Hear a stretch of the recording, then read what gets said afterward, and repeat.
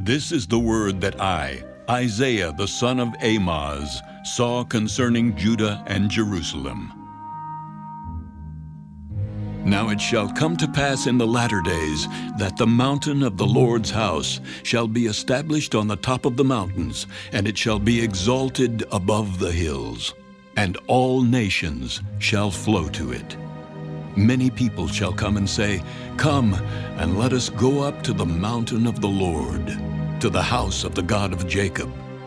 He will teach us his ways, and we shall walk in his paths. For out of Zion shall go forth the law, and the word of the Lord from Jerusalem. He shall judge between the nations, and rebuke many people.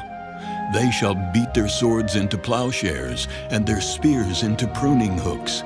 Nation shall not lift up sword against nation, neither shall they learn war any more. O house of Jacob, come and let us walk in the light of the Lord.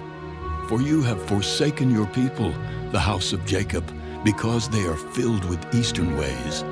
They are soothsayers like the Philistines, and they are pleased with the children of foreigners.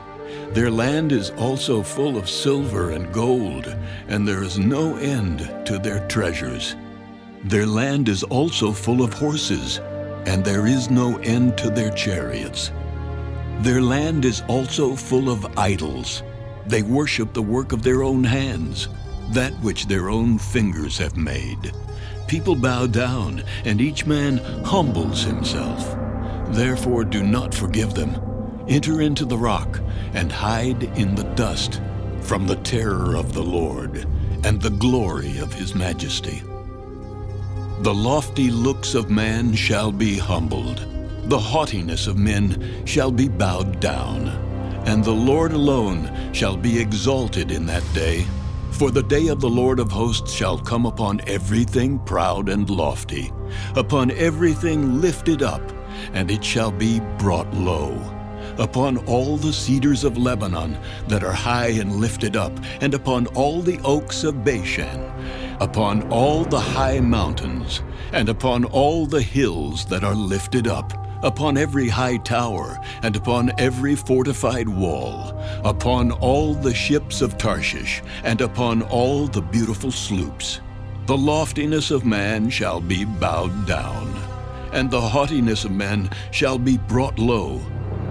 The Lord alone will be exalted in that day, but the idols he shall utterly abolish.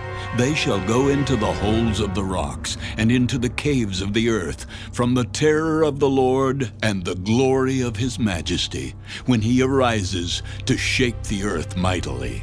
In that day a man will cast away his idols of silver and his idols of gold, which they made, each for himself to worship, to the moles and bats, to go into the clefts of the rocks, and into the crags of the rugged rocks, from the terror of the Lord and the glory of his majesty, when he arises to shake the earth mightily.